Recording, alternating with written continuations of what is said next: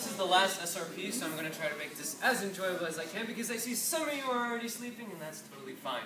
So this title is not actually my question, but it's kind of interesting, right? Because I said the difference between understanding and chlorine gas.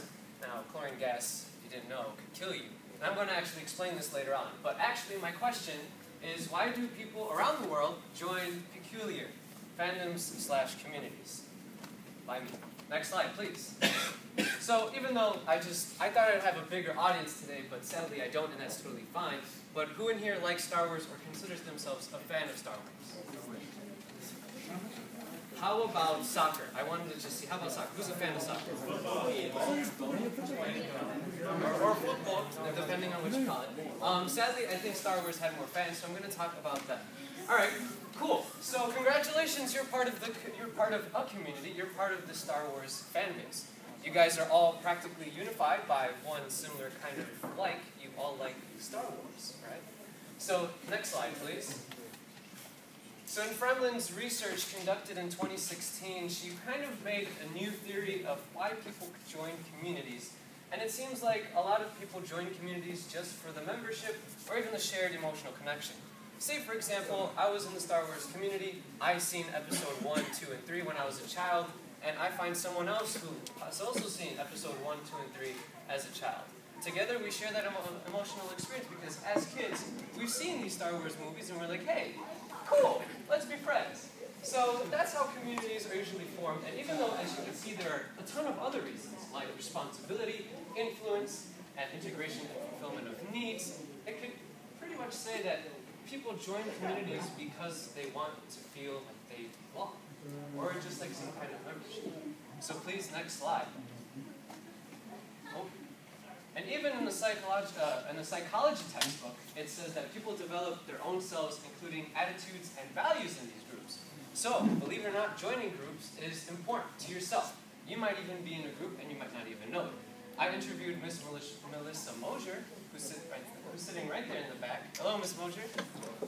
And so, what she said is that communities or groups or fandoms all have commonality in them, in that they all follow, or they all like, or they're all based around the same race, same interests, same kind of hobbies. So you might be in a community and you might not even know. Next slide, please. Alright, so the people who raised their hands for Star Wars, right? You all, let's say that you guys are really excited for the new movie, Rogue One, right? Who's excited for it? Rogue One, the new movie. Okay, that's fine. So Star Wars fans actually have a convention in Chicago, and if you don't know what a convention is a place where people could come together, share ideas, or share any kind of interaction. So say, for example, how Disney totally ruined the new movie that was released not long ago. Stuff like that. You could just flail fists everywhere. So say, for example, this is going to be a convention, correct? And these are your fans. So let's say all of you who raise your hands are here. You guys come here because you guys want to share these ideas, share that connection that you have that you all love Star Wars. Guess who this is? This guy could be called, or this, whoever it is called or considered an anti-fan. A person who really doesn't like you for what you really like. And by anti-fan, I mean sort of like an extreme anti-fan. Say even though that this is rare, say for example that one person hates Star Wars so much and dislikes how you guys talk about it all the time that he wants to kill you all. Like harm. And so while you guys are on this convention, say like the McCormick place, July 17th, you guys, all of you died. All of you died because you're poisoned by chlorine gas. You guys didn't even know it. No, and just think about it, right? Just take a moment right now, I'm not going to ask, but think about how would you feel? You guys all come together, share this one thing that you really like, and suddenly you're dead. Right? Like, what does that make? That doesn't make any sense. Now, before you guys question, was this real or not? It actually did happen. But the thing is, people didn't die, thankfully. But someone had the intention to do this to almost 200 people. Almost like 100 to 200 of people, just because that they didn't like something. Like, they hated it just that much. But the thing is, this wasn't like a community that you and I could say, like, oh yeah, it's pretty cool because there's movies of it and everything. This is sort of a community or a fandom that's peculiar maybe to some people's eyes. So if you could go to the next slide, please. So this happened in Chicago. 2 years ago, December 7, 2014, 19 people were hospitalized and a lot of people were evacuated because someone put chlorine powder in the vents and had the intention of poisoning the people at this convention center. And as you can see, they failed because they used the wrong kind of chlorine, thank God. But I mean, when I saw this, because it was all over Facebook, I was like, this is my personal story. I saw this and I was like, whoa.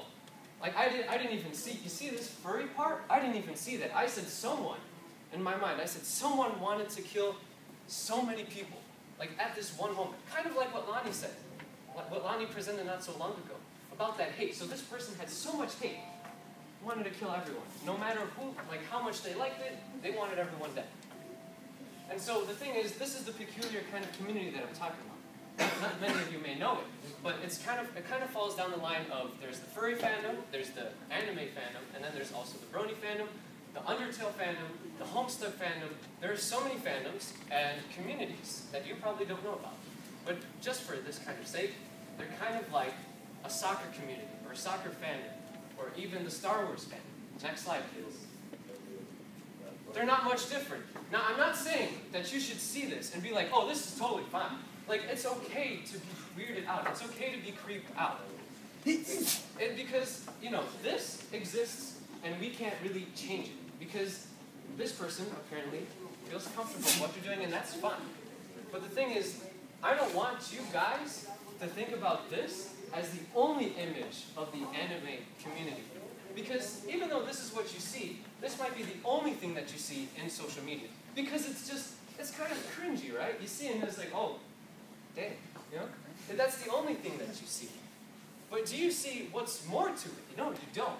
And so this negative stigma that could probably cloud your mind is fine at first. But this is what the issue is. The issue is probably that person who wanted to kill so many people had the wrong image in his mind, or her mind, whoever did.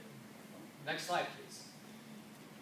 There are other sides to groups and communities that you probably don't know about. For example, one community who met up in Ontario, Canada, 251 people raised almost $11,000 for a rehabilitation center near their community. And this was a rehabilitation center that helped injured animals go back into the wildlife. So abused, injured, any kind of destroyed wildlife, and they raised $11,000 in just one day. And that means that, like I calculated it, it's about like 42 bucks donated per person each. But you have to think about this, that most of these people are 18 to 25-year-olds and probably work the minimum wage. Do you know how impressive that is to give 42 bucks? Like even if everyone, and I know not everyone was able to, but like that amount raised for just only 250 people is pretty good. I mean, the student council didn't raise that much. And our school is way more than 250, so next slide, please. So this is another personal story because I'm not perfect, right? We all know that. When I first saw like the anime community, the furry community, I was like, what is this? Like, I'm totally creeped out.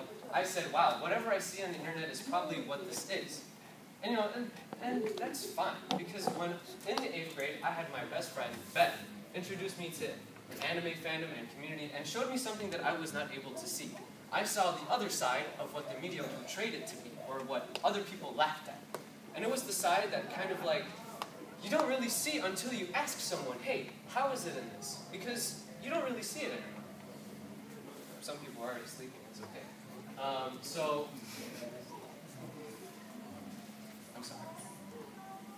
Yeah, next slide. So this basically comes up to something that I want to talk about. It's called sonder. It doesn't exist in the English language. Sonder is a noun that was coined in the Dictionary of Obscure Sorrows, and it means the realization that every stranger's story is as unique as your own. So say, for example, if I were to see Dennis, right? Dennis, I'm going to toss you into the front. But if I were to see Dennis, can I really know his story, his personal life, just by looking at him? Not really, no. And so, yes. Huh? Oh, 1 minute or something. And so that's something that I really want to stress about. As in, everyone really joins a community for their own reason. When we look at someone, when you look at something that's really weird, you don't really know why they joined this. You have to ask them. You have to make sure that you have this kind of mindset that you can't really generalize. You can't assume. Because if you do, you're probably doing something wrong.